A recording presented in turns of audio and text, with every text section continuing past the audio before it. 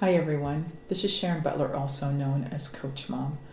In today's segment, I wanted to discuss two things. One, academic requirement or the path that your student athlete needs to take if they're considering attending a NCAA school D1 or D2, CIS, which is university basketball here in Canada, or junior college in the US, also known as JUCO, or community college here in Canada. The second thing I wanted to talk to you about is reclassification and ensure that everyone fully understands what reclassification means as per the NCAA, because that's who makes that decision of whether your student athlete is eligible to receive a scholarship to Division 1 or Division 2. So the main things to remember when it comes to academic requirements are a few things. One, you need a total of 16 core courses all throughout high school in order to be eligible for the NCAA, along with your SAT score. That's what gives the total of the GPA and also makes that final decision, or the NCAA makes that final decision on whether, again, you are eligible. With the 16 core courses, here's a rundown of exactly what's needed. So for Division 1, you need 4 English, 2 years of science, 3 years of math, 2 years of social science, 1 year of additional math, science, 1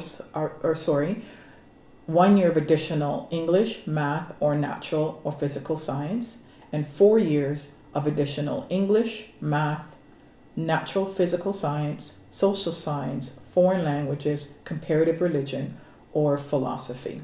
So that's technically for Division 1. So the academic requirement for Division 2 is as follows. You need 3 years of English, 2 years of natural physical science, 2 years of math, 2 years of social science, 3 years of additional English, math, or natural or physical science, and 4 years of additional English, math, natural science, social science, foreign languages, comparative religion, or philosophy.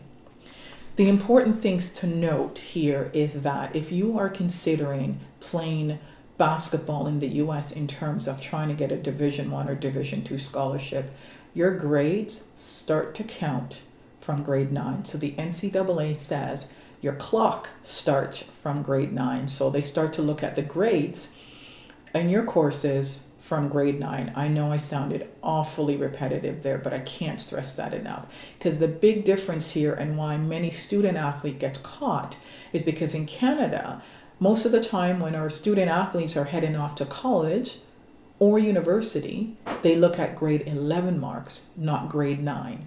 Again, the US, they start to look at your grades from grade 9.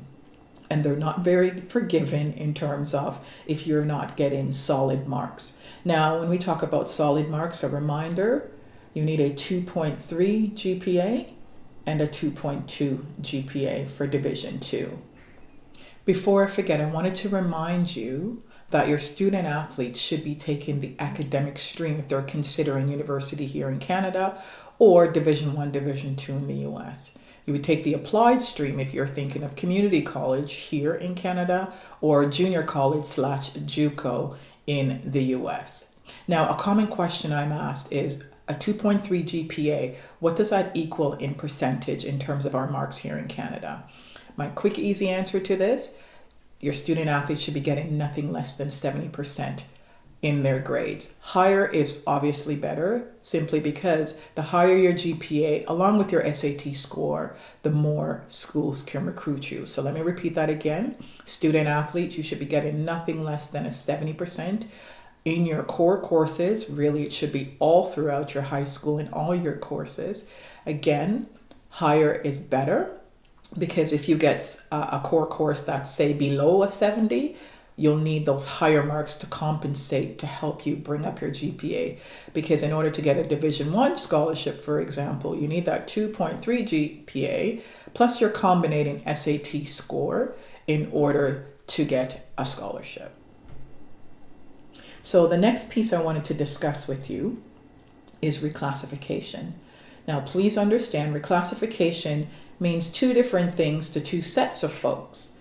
The most important persons, or I should say organization here, is the NCAA.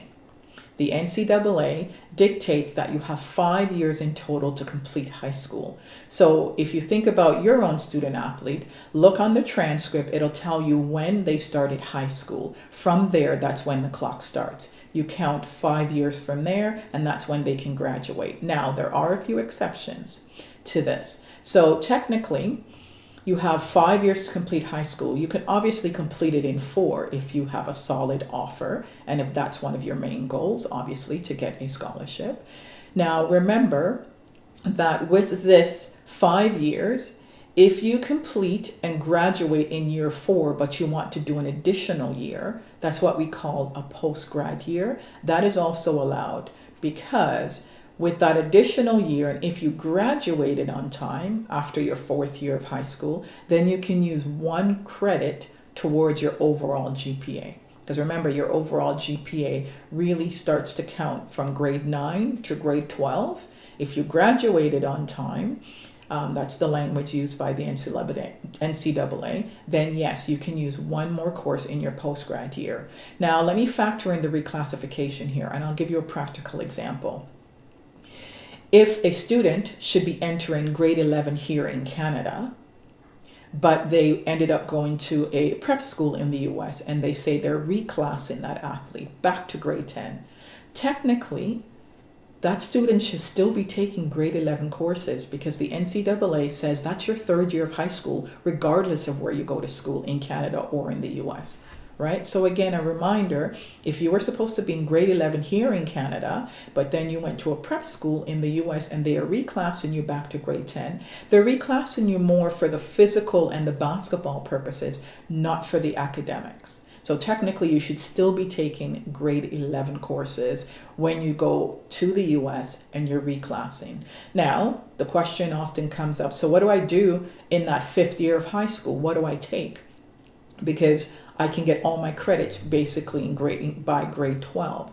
Then what you can do is you can take what's called AP courses, and these courses are like university courses. So when you do get to college, you can use these courses towards your degree program. So that's how I instruct my student athletes that I work with, is that you shouldn't have to go back and repeat any course. The only way you repeat a course is because you didn't do well.